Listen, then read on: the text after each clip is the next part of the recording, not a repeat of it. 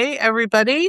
This is Micki Maynard and Liz Williams, and we're going to give you all a second to join us at the dinner party. But Liz, it's really nice to see you, and you just had a big trip. Oh, yes. It was a wonderful trip to Madison, Wisconsin, and also to Cassville, Wisconsin, Mhm. and had a great time Yeah, visiting family and just kind of being there.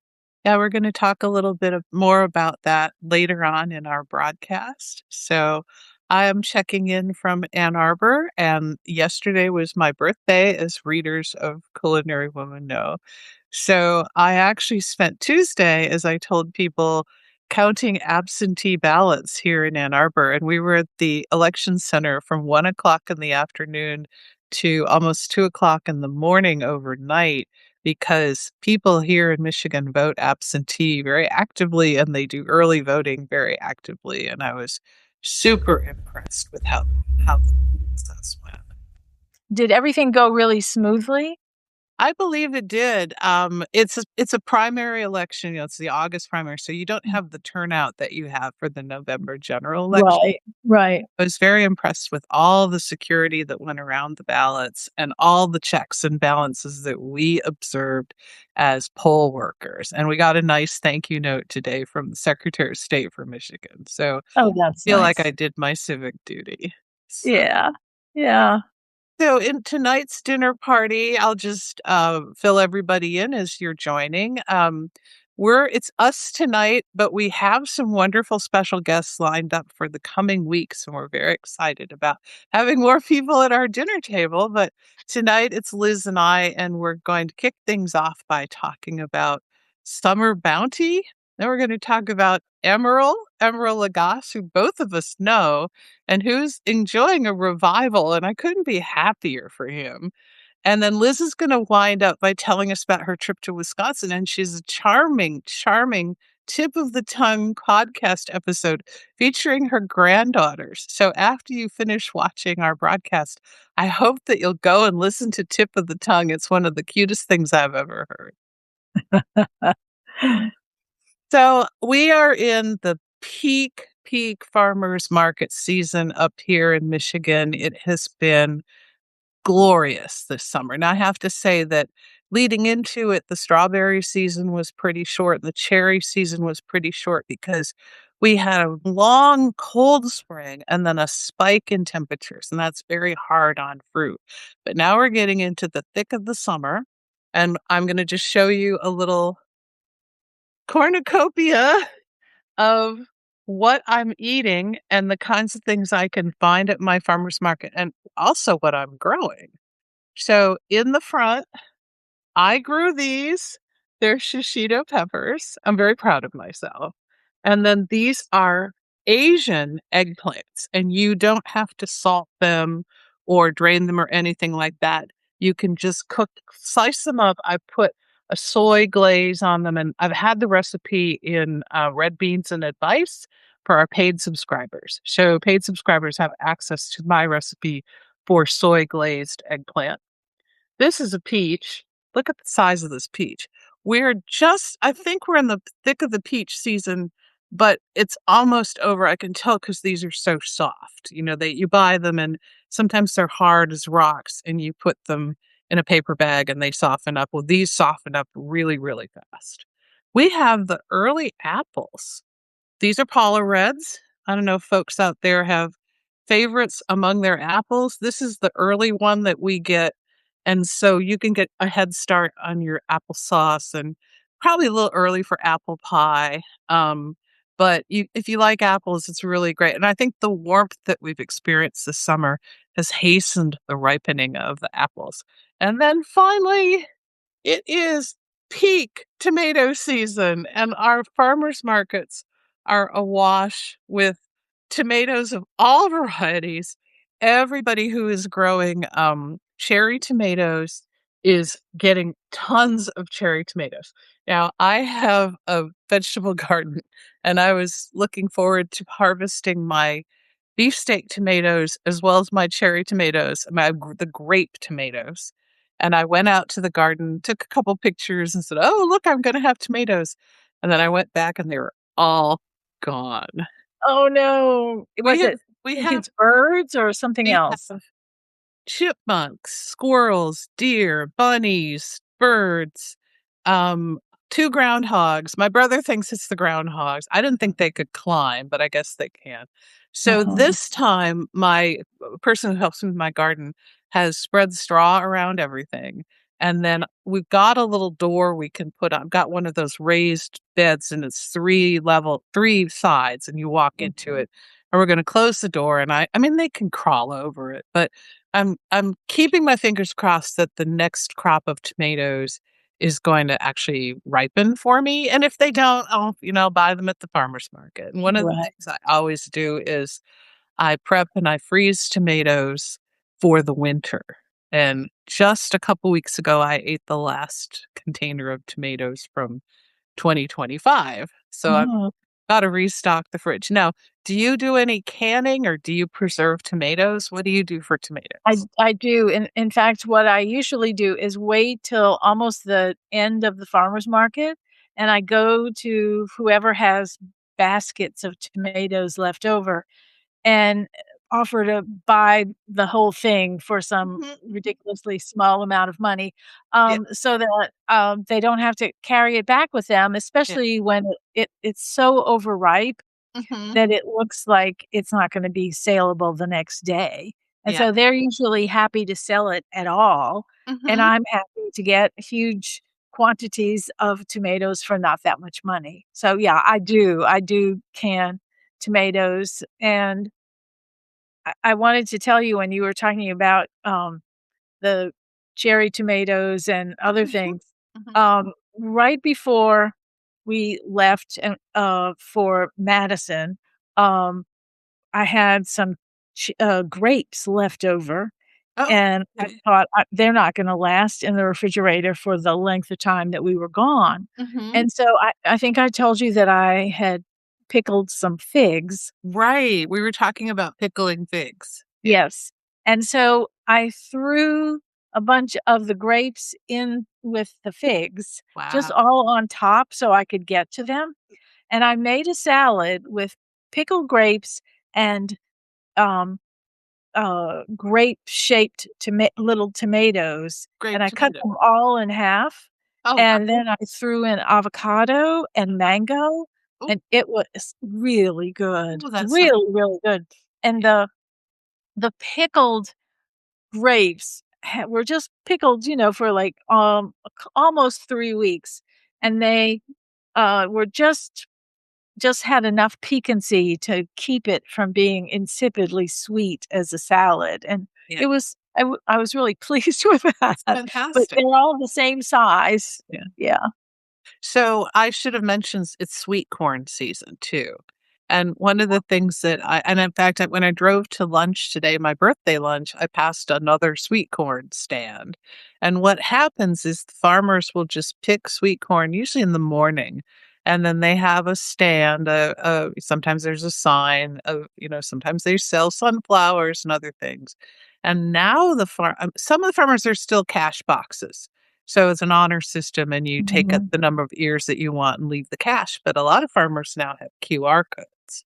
Oh, Yeah, and the right now, the going price is $1 an ear, 6 for $5, and then usually a dozen for 10, but they're uh-huh. starting to compete, and I saw a dozen for $5 last Sunday. Oh I'm my. thinking I think there's probably gonna be a lot of corn this year, and Yeah. that we'll see prices come down rapidly.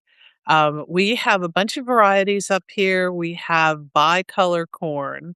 We Mhm. have Silver Queen, which is my favorite. Silver Queen is very sweet, very light kernels, and it doesn't preserve that well. You Uh-huh. cook it and eat it, and some of it is so tender that you just eat it from the cob. You don't even Uh, have to cook it. you don't have to cook And it. then later in the summer, we'll get the just kind of traditional yellow corn that everybody is familiar with. And we Mhm. have a place in Belleville, Michigan, next a couple towns over from Ann Arbor where I live, and it's the Rowe Farm, Rowe, and Mrs. Rowe. So Glenn Rowe was the farmer, and Mrs. Rowe was the lady that he drove up to their stand, and she said, "How many do you want?" My mother would say, a dozen, please." And she'd put a dozen in a paper bag and pass it through the car window. And the grandchildren are now running Row Farm.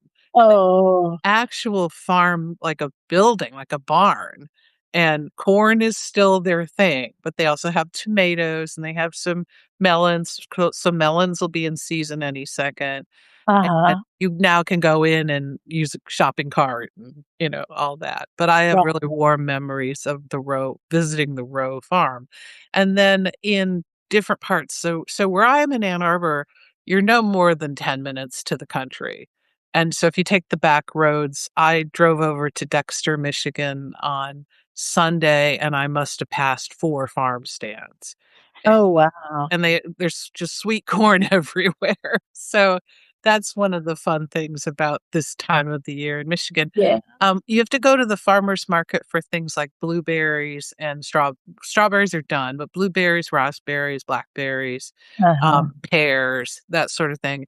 And right now is blueberry season, and I have already frozen a bunch, but I'll be buying a 5-pound box and dividing those up. So uh-huh, yeah, uh-huh. and making pickled Sounds blueberries. great. Yeah. Yeah, so is there anything there that you've been buying, at your markets or around town? Um, Is it I or mean more dormant now because it's so hot? it's certainly not a whole lot that's growing except, bell peppers. Oh, There oh, bell peppers are everywhere, and I would say that we're getting ready to start to have Melitone, yeah, I was and gonna ask you about that. Yeah. that's just about to pop.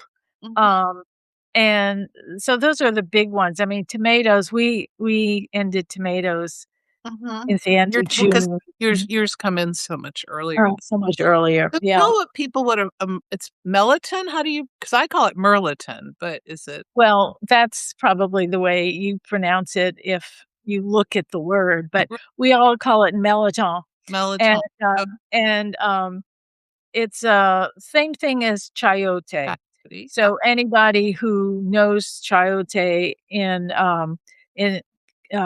Mexican or Spanish cuisine, it's the same thing. But the only 2 places in the world that it's called Meliton are Saint-Domingue Mhm, and New Orleans, and wow. Saint-Domingue is the Dominican Mhm, Republic. mhm. No, it's not, I'm sorry, it's Haiti, not the Haiti, Dominican. yeah, It's they're That's French. on the other side, yeah. Anyway, it's Haiti, and, so there's a big dispute historically. Did they go from New Orleans to Haiti, and that's why the name is the same, or did they go from Haiti to New Orleans, and that's why the name is the same? We don't know the answer to that question, Right, but yeah, it's the only 2 places where and of course, there was so much, trade and, travel between New Orleans and Saint-Domingue mhm. that, it's really hard to know the answer to that question. So when I was visiting New Orleans, there used I it still be there, Bevy Seafood, or did they close? Okay, so No, I think yeah, they're still Bevy there. Seafood makes soups, and they'll make a gumbo or whatever, but they make a shrimp and melon soup that's Uh-huh. so smooth and so delicious, and then the shrimp flavors the broth, and Yeah. have warm memories of eating that soup. So, and up here you can buy them in from India markets. Uh-huh. So I never Uh-huh. have I can actually buy these eggplants in the Indian market pretty much year round, and then they also have chayote.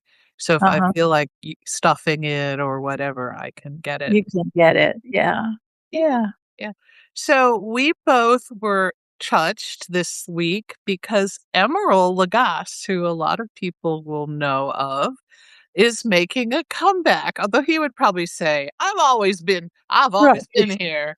But Right. I think you would I say that. Yeah. I have met him and interviewed him in the course of my career. You know him, I think, better than I do. So do you want to fill people in a little bit about his background? Well, yeah, I think he's came to fame, um, in New Orleans at Commander's Palace. Mhm. And he was the chef de cuisine at Commander's, or executive chef at Commander's, following Paul Prudhomme. Mhm. And so he was given the same kind of leeway and freedom that Paul Prudhomme was given to redo the menu and put his own personal stamp on the menu. Mhm. Now, he spent some time really coming to understand what New Orleans and South Louisiana food is. He's from Mass So, he's from Fall River, Massachusetts, yeah, originally. he's definitely a New Englander, no question. You could kinda And tell, although he sort of speaks with a New England/Southern accent. right, I know it's all mashed up now. Yeah. Um, but he's been incredibly respectful of the traditions of South Louisiana. Mhm. And, he did a lot of work with Marcel Bienvenu, Mhm. and, she is the queen of Creole cuisine. Right. No, the queen of Cajun cuisine. Okay. And, so anyway, he's his own roots and the Portuguese influence on his cooking and his eating growing up and all of those things, I think, are compatible with, the food of South Louisiana, but also that New England side of him, I think, probably found it a little bit hard to, uh, to make the adjustment, but he really has done that, Mhm. and, of course, he's been a great ambassador of the food of South Louisiana. So people might know that are Netflix subscribers that one of his shows, which actually debuted last year in a different channel, is now available on Netflix.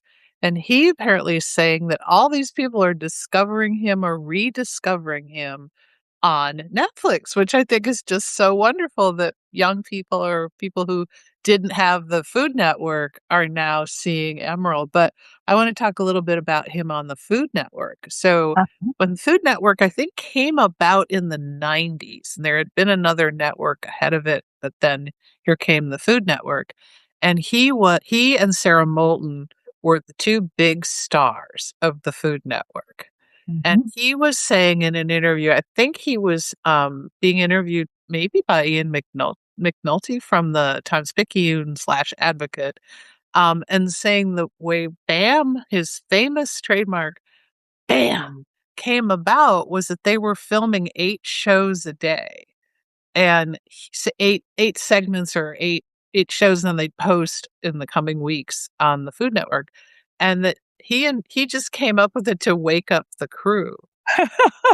Everybody was dozing off. It was probably late in the afternoon, and they'd already filmed for the day or when they're getting tired, and he just went, "Bam!"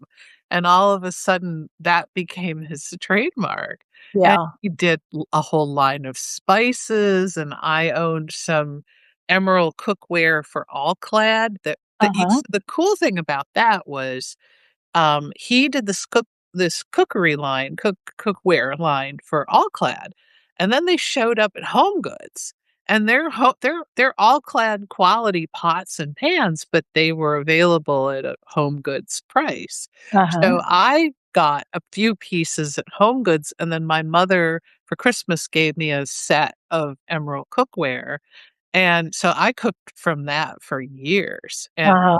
really good quality stuff. And then it's kind of interesting because and I talked about this in the Culinary Woman newsletter, he was an advisor, a character in Treme, HBO show Treme. Now, did you watch Treme when it No, was on? Okay. no, I So no. it's David Simon who did The Wire, Uh-huh.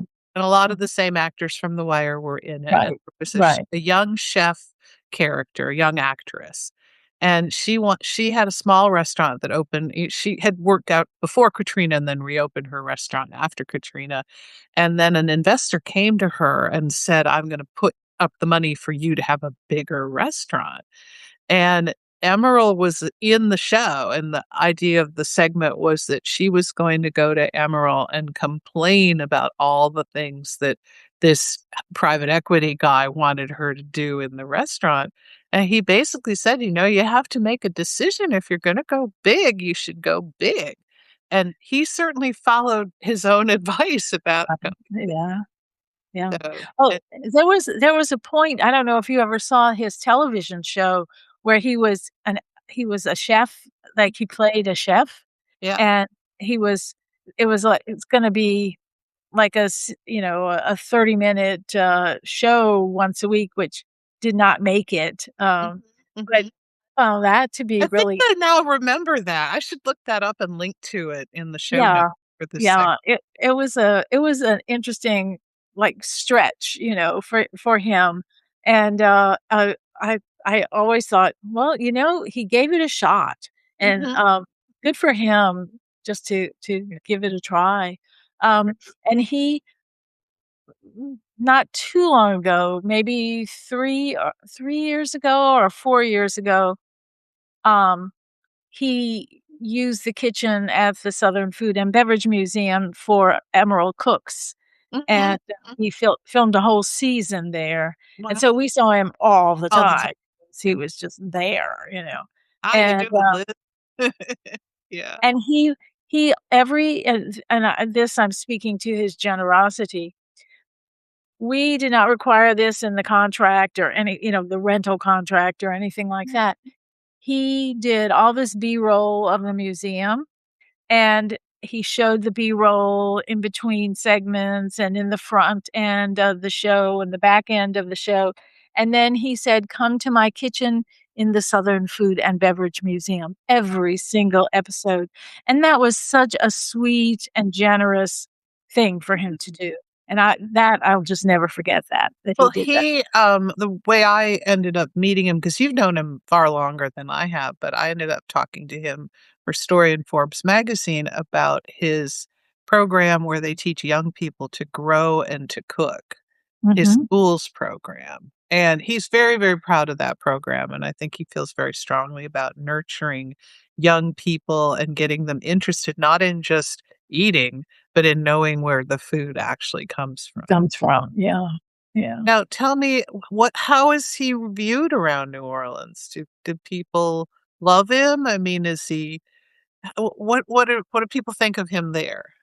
I mean, I think that he's very well respected, and, I think people want his restaurants to do well, Mhm. and because of the goodwill that they felt toward him, that was transferred to his son, who's taken Mhm. over, Yeah, yeah, yeah. at Emeril's, which I think is wonderful, and, so I would say that he was well respected, and, the fact that he doesn't live in New Orleans anymore as his primary residence, I think is something that people are sorry about. He's in Florida? Where I is he? think so, yeah, Yeah, and he's still got a restaurant in Vegas as well, yeah, so he's probably yeah. over there every so often. Well, I thought it was so fascinating to read a couple years ago that they had decided to go upscale with Emerald, his namesake restaurant, and the reason was that Michelin was coming, that the Michelin inspectors were coming to New Orleans, and he and EJ made a decision that, if Michelin's coming, we wanna get stars. Stars, yeah. And they Mhm. did. They got Yeah, the 2 stars. They're yeah, the highest rated restaurant in New Orleans, and the list of restaurants in New Orleans with Michelin stars is not that long. And there are a whole bunch of places that are not on that list. So right, the fact yeah. that not only did they get recognition from Michelin, they got 2 stars from Michelin. And there's kind of a theory in cooking that you don't wanna shoot for 3 stars, because if you get 3 stars, you're always in danger of losing 1. Easy. But Uh-huh. if you get 2 stars, you're head and shoulders above the 1 stars, and you always have the possibility of 3 stars. The stars, yeah, yeah.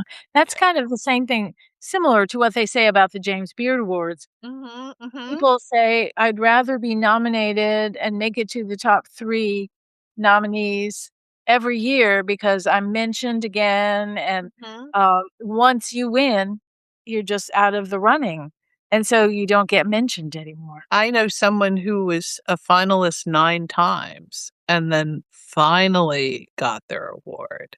Uh-huh. And they made that trek to Chicago over and over and over again, never got the medal.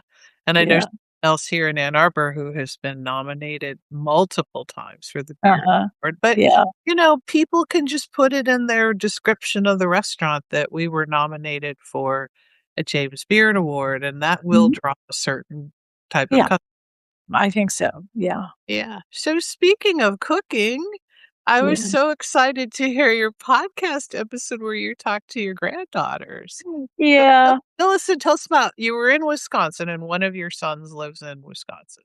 Yes, one of my sons lives in Madison, Wisconsin, and he has 2 daughters. One is 13 and the other one is 7. And, she's going to be 8 Oh, well, in August, but, this all happened when she was 7. And, I decided that in talking to them that they were both articulate enough and talking about food enough that it would be fun to ask them a bunch of questions and put them on my podcast. So that's what I did. mhm, And most of the time in my podcast, I'm talking to my older granddaughter, talking to her about being vegan and why she's vegan and what it means to her and everything. And the other one is with my younger granddaughter who was having a lemonade stand at the base of her driveway when alright, I did it. And so we talked about the lemonade stand and mhm, whether she had customers and how she was doing financially because of this business enterprise that she had entered into. mhm, And so she showed me, her money and talked a little bit about that. So it was just really fun, and it just proves that even children think about food and what it means to them. And I thought, well, if you're going to have a business enterprise, she didn't decide that she was going to weed gardens or anything. She said, I'm going to have a lemonade stand. yeah, there. And so I thought that was great. So I was struck by the conversation around vegan eating Uh huh. and the reasons why she's a vegan. And I mean, you might say, well, if her parents are vegans, she doesn't have any choice. But how does she approach being a vegan? Well, She I would think that my son is more interested in being a vegan because of the environment. Mhm, I don't think that it's an ethical issue about animals, and I don't think it's a health issue. I think it has to do with the environment and some of the issues involved with, um, beef and pork processing and, what that means to the yeah. environment. Yeah. Um She seems to be much more interested in the animals and Mhm, not killing animals, mhm. which I thought was, a different perspective. She's not just, parroting her parents' point of view, which I Uh-huh. thought was interesting. The other one hates being vegan, Aw. and, I didn't discuss it with her because I didn't want to go negative Mhm. in my podcast with Yeah. her. Yeah. But, she takes every opportunity to eat all the things that she feels deprived Right. from, so that that's just I think she still feels it makes her different, and she Mhm. isn't interested in that right now. Do you find that having granddaughters that young keeps you in touch with kind of their world? Oh, yeah, yeah, I definitely think so. Um, Things that they're interested in, what they care about, all of that. I do think it helps. I mean, I used to think that too when I was working at a college, I worked at the University of New Orleans, and even just having 18-year-olds hanging around Mhm, you, mhm. you really got exposed to things that and points of view and ways of thinking about the world that you wouldn't have really thought of yourself because they're just based on new ideas and new information, and, I like that. I think it keeps you from getting stuck. Yeah, I think so too, and, I always remind myself that you can't possibly know everything, there's Right. just too much music and dining and entertainment and stuff going on in the world. You'll Right. never know all of it, but one of the things that always bothers me is when the Grammy Awards happen or the Emmys happen or even movies happen and you see people going, "I've never heard of that. I didn't go to it. I don't watch it." It's sort of like if it doesn't meet their particular taste, it's not valid. R right. One of the Yeah. things that I do is listen to Virgin Radio, which is basically what they call Top 40. Uh-huh. And so, and a lot of the same artists are in what they call heavy rotation. So you hear it Oh, all, yeah. Over and over, yeah. and so, what is the name of the song? Is it "Choosing Texas"? Do you know this song? It's a country Yeah. song. Okay. Mm. There's a country song called "Choosing Texas," and it's the song of the summer. And it's basically a woman who's from Tennessee, da da da da da da, and she says, "The cowboys always find me." But then there's a cowboy that she's interested in, but she sees him flirting with another girl. And Uh, he's from Texas, and she believes that she's from Tennessee, he's from Texas. He's choosing Texas over her. And oh, I think that's very interesting because I actually have family in Texas, my aunt and uncle, and I had 5 cousins, and then my grandmother went and lived in Texas with them in Austin. This is before Austin was, this famous cool. Yeah. cool place. And so I visited Texas a number of times, and my mother's best friend lived down in the valley in McAllen, which is the very bottom of Texas. Uh-huh, So uh-huh, I got a feel for Texas as a young person, and then I've driven across it a couple times, and I just uh-huh, think it's a fascinating place. I don't wanna talk about politics, but just the feeling of individuality, let's just say, in Texas. And uh-huh, so, getting back to why I brought this up, so Top 40, Virgin Radio, because it's a Windsor, Ontario station, but they have shared playlists across all the Virgin radio stations, and so you get to hear the latest Taylor Swift song, um, you get to hear Lady Gaga, you get to hear Bruno Mars, you get to hear, the woman who's singing "Choosing Texas," and so I don't necessarily like all the music, but I want to know what is being talked about in the music uh-huh, world. And then when it comes to the Grammys or it comes to the American Music Awards or whatever, heard that person on Virgin Radio, so uh-huh, like uh-huh, yes, the group from Korea, I like to know a little bit about those uh-huh. folks so that Right. I can talk to, and then you can talk to people and say, "Oh, do you like the song Choosing Texas?" "Oh, no, I don't like that song, but I like the Taylor Swift Elizabeth Taylor song," so you just wanna, like, stay Yeah. in the conversation a little bit. Right. Right. No, that's true. Yeah, so So I would like, before we finish up, I Mhm. would like to give people an update on Gourmet Magazine. Oh, please do, yeah. So as you recall, Gourmet lowercase g. that's right, Lowercase Gourmet Magazine was a magazine, an online magazine, that it's like Tuesdays and Thursdays. I think Tuesdays is articles and Thursdays is recipes or something like that. Anyway, they have long form articles about all kinds of issues as well as new restaurants and all kinds of things. And they took the name after Condé Nast, which was the publisher of the gourmet magazine from long ago, um, and the one that Ruth Reichel was the editor of. Um, they sued, and so they were in litigation over the name, even though um, Gourmet Magazine had failed to renew its trademark in various different categories. They had just let them all lapse. Mhm. So now the magazine comes to you with the title of quote Untitled Food Magazine.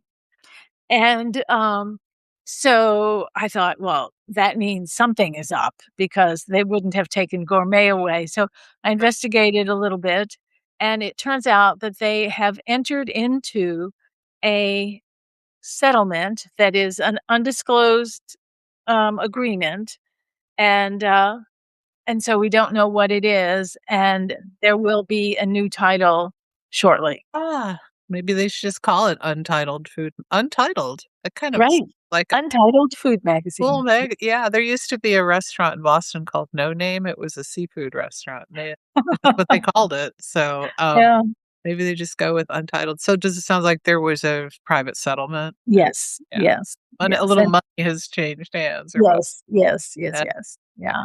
So I just want to say a couple things about Culinary Woman. So one of the things that I think is absolutely fascinating is that once you have a readership, and I really appreciate all the attention and loyalty that Culinary Woman readers have shown, all these brands start getting in touch with you, and they Oh, want to offer discounts to your readers. They want to send you free stuff, and things like that. And I don't take alcohol, and I don't take trips, and somebody what they offered to send me this week, a dehumidifier. I mean, it's like this wild but they're offering discounts for Culinary Woman readers. And so if a brand wants to offer a discount, I'm kind of like, okay, I will accept that for the readers. And so what I'm doing, and people might have noticed this in the last week or so, I'm writing separate posts that just say shopping at the top of them.